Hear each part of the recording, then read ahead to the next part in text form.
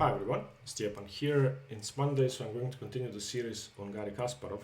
Sorry for not recording for a week, but I've been away at home preparing for the Croatian Chess League, which I was supposed to play yesterday, but unfortunately it got cancelled for the third time this summer, and they finally cancelled the entire league, and all the games, well, one round has been played so far in March. That got just deleted as if nothing had happened, and we're not playing the league. So I'm sad and upset, but there's nothing to do. So I've basically been at home studying chess, and I've been completely offline for a week. Now I'm back. No chess, so I'm back to daily recording. We're going to continue the series on Kasparov with his first win against the grandmaster, and he was 11 at the time in 1974. And in his first grandmaster win, he played Yuri Averbakh in a Simul.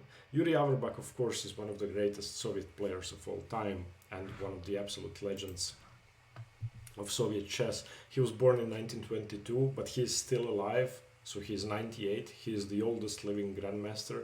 He won the USSR Championship in 54. He came equal first in 56. Qualified for the Portorož Interzonal, played in the candidates. His daughter married Mark Taimanov, which is funny. Another great Soviet player. Averbakh is also an amazing author. His last book was published, I think, in 2014, so he was 92, and he's most famous for his comprehensive chess endings, which I've read some of it. It's in 5 volumes. He has a separate book on each type of endgame. So an incredible guy, an incredible author, an incredible player. And of course in 1974 he was 52. He was already a very established player, quite past his prime. And he's playing this 11-year-old kid that nobody's heard of yet. And let's see what happened. So the game starts with an exchange Ruy Lopez, so e4, e5, knight f3, knight c6, bishop b5, a6, takes. Okay, Kasparov castles. And now you have to defend your e5 pawn. You can play queen d6, bishop d6, f6, bishop g4. There are a couple of options. Yuri Averbakh went for the Bronstein variation with queen d6, which used to be popular at the time. Now here you could go knight a3, knight c4, or try to do it, but Kasparov goes d3, which is another popular way to play. f6, bishop e3, normal development, and c5. c5 is the standard way to continue for black in the exchange Ruy Lopez. You have doubled c-pawns, so you have a pawn majority which is not going anywhere on the queen side, so pushing it forward makes sense. Also, sometimes this allows c4, getting rid of your doubled pawn and breaking through white structure. It also allows b6 or b5 with bishop to b7 being more powerful. Does seem to block in the bishop, but that's not a big deal. This pawn is great at controlling the center. Here knight bd2 is a normal move, and going for knight c4, provoking bishop a6 and bishop takes c4. But Kasparov plays knight f to d2, and this is also okay. In combination with his plan of knight c4, he's giving himself the option to play f4 and open up the lines towards the queen, also making room for queen h5, which is often the way black loses the exchange Ruy Lopez, because of course this diagonal is very weak. So in this position, Averbakh played bishop e6, which is smart. If he does something else, let's say bishop to d7, then queen h5 could be annoying. Not that you lose, but you don't really want to play g6 or king d8 or something. So bishop e6, so if queen h5, you play bishop f7. Okay, in this position, f4 was possible, but I don't think it gives white a lot, because black wants to castle queenside anyway. So if f4, then e takes, bishop takes, maybe queen c6, maybe knight c4, castles queenside. I don't think there are issues for black in this position. Okay, so knight c4 played instead. And here, since Averbakh is the grandmaster and Kasparov is 11 and it's a Simul and Averbakh is expected to win, he doesn't take on c4. If you take on c4, there's really no advantage for black in this position, or could ever be. Not that black should play for an advantage in chess, but a grandmaster should against an 11-year-old kid. But if he takes this knight, then pawn takes, probably take the queen, and should be equal. So instead he retreats the queen, queen d7. Okay, queen d7 is an okay move. Now a4, an excellent move from Kasparov, of course stopping b5 for the moment. If b5 you take it and you win the rook, so that doesn't work. And Averbakh castles queenside, which is a sensible continuation of all of his previous moves. And now knight to c3. And in this position, you have problems with this pawn. It's currently just defended by the bishop, and in conjunction with the fact that you haven't developed your kingside yet, and that you would probably like to play knight to e7, I thought that b6 makes a lot of sense. The only problem I could see is what if white decides to sacrifice a piece, but I couldn't make it work. So I was looking at a5, and of course you don't want to take. You don't want to allow white to take, so you play b5. Unfortunately, there's this knight b6 check, which you have to take. And now, I thought this could be scary, but then I saw that it wasn't really scary. I just don't see what white does to continue this attack. You don't have the d5 square. You could continue f4, but in that case, black is not going to take it. So I don't think white has enough here. So b6, and if there are no issues with a5, I would definitely play b6. Instead, Yuri Averbakh, probably since he's playing in a simul, doesn't calculate correctly, miscalculates, and plays knight to e7. It's not a simple blunder, oh, I covered my bishop, I lose a pawn. It's more complicated than that, but he miscalculated something. Calculate bishop takes c5. Can you take on c5? I think it's going to be an interesting exercise in calculation and understanding everything that's going on in a position. Okay, so you can take on c5, and there's a specific tactical reason for that. Okay, let's see what happened. So after bishop takes c5, there is of course only one way to try and punish white, and that's to play queen to c6, attacking both the pawn once your knight is taken on c4 and your pawn ends up on c4, and the bishop on c5. So the tactical justification in Averbach's mind was bishop takes, pawn takes, queen c6. Now, of course, your queen is attacked, your bishop is attacked, your pawn is attacked. So even if you check with your queen on g4 and gain a tempo that way, you should at least lose your pawn once you move your bishop. That's at least what he was thinking. But here's what happened. Of course, queen g4 check has to be played. And now, if black should move the king away, then white is more than fine. He plays bishop a3 and no issues there. Okay, so f5. Okay, and now e takes f5, and now the justification is, if you take my bishop, I play f6 check and win your knight. So h5. Okay, and now queen h3, you have to keep the queen on the diagonal. So now once again, bishop is taken, so queen takes c5, and f6, that's what happened in the game. And I think Averbakh missed this. I think he didn't visualize correctly, and that he missed that he cannot get the queen away from the diagonal. So now king b8 is forced. If you play rook to d7, then I don't take the knight, I play rook to d1. Okay, and the knight gets taken, and bishop takes e7, so he doesn't have time to take on c4, and now b3. And the whole thing that happened is white just took the pawn for free. Because he got another tempo with f takes e7, the pawn had to be taken, and then he played b3, defended c4. And now it's just a clean pawn up and absolutely winning for white. Black has absolutely no compensation for the pawn. White has great squares for the knight, not to mention the pawn structure black has, which is completely destroyed. The pawn is dreadful. The pawns on the king side are weak. Black tried rook to d4, rook a to d1, simply challenging the rook.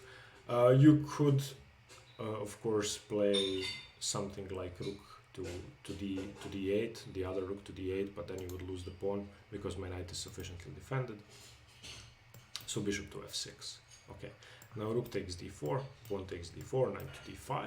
Okay, queen c6, everything seems to be working. The queen defends the bishop. Okay, and now rook to e1. And in this position, there is really nothing to explain. White is just better. White has a better knight, a better minor piece. White has a better pawn structure, everything is defended. If this rook activates, this pawn is going to fall. If you play g6, this bishop is going to be undefended. Of course, g6 in this position would simply lose the entire bishop because I have rook to e6. So there's really nothing to explain here. It's just game over. Rook e8 was played, and now of course you don't take the pawn because you get mated, but you take, and queen takes, and in this position once again you don't take the pawn because you get mated. So very calm move, king f1, and no issues. Okay, bishop e5 played. Queen f3 played. You cannot win the pawn because of the Fischer trap, or what Bobby Fischer did against Spassky. White would just play g3 and win the bishop. So bishop to d6 played, knight f4 played, attacking h5, bishop f4, queen f4. And now I think this this decision to play knight f4 is very wrong, because you get into a queen endgame. And being in a queen endgame is very bad for the player that was a pawn up throughout the game. So this basically makes your extra pawn obsolete. King safety is the only thing that matters. Queen activity is the second most important thing. Being a pawn up makes no difference whatsoever. So knight f4, offering a trade of minor pieces and getting into a queen and pawn endgame, is definitely strategically and conceptually wrong. So instead of that, any move that doesn't trade pieces should have been played. I don't think f6 is a threat, because you can play knight g6 and h5. So maybe queen takes pawn was okay. I don't know. I don't see what's wrong with queen takes pawn. But knight f4, and after bishop f4, queen f4, queen g6. Now it's not easy. Now you can see that the black queen can also find targets in the position. Now all of a sudden white has to defend.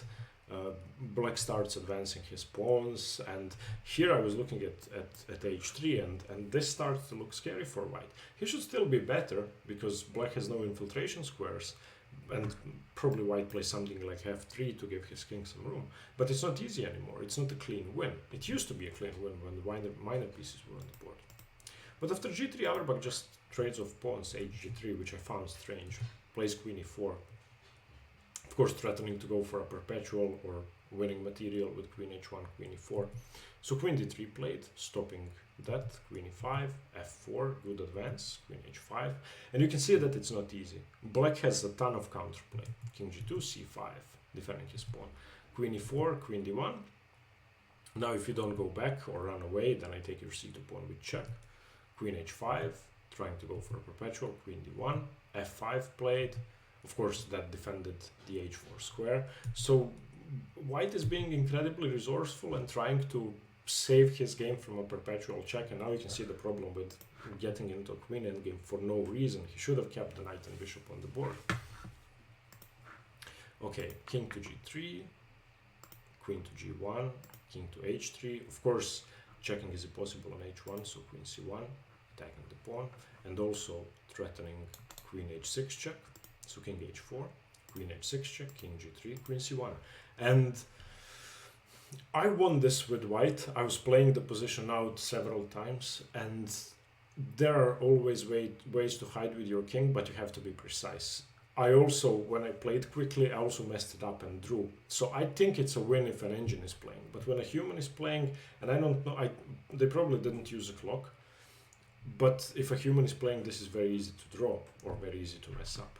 Queen f4 played, blocking out the diagonal, queen g1, king h3, queen h1, king h2, queen h2, and queen f3 check. And after king h4, it's clear that white really isn't making any progress. He played queen f2 here. I think he should have played queen d2. I think it's very important to just defend this diagonal and the h6 square. And with the queen on d2 perfectly placed, this is how I won this position for white every time. I was defending c2 and I was defending h6. And those two things were crucial.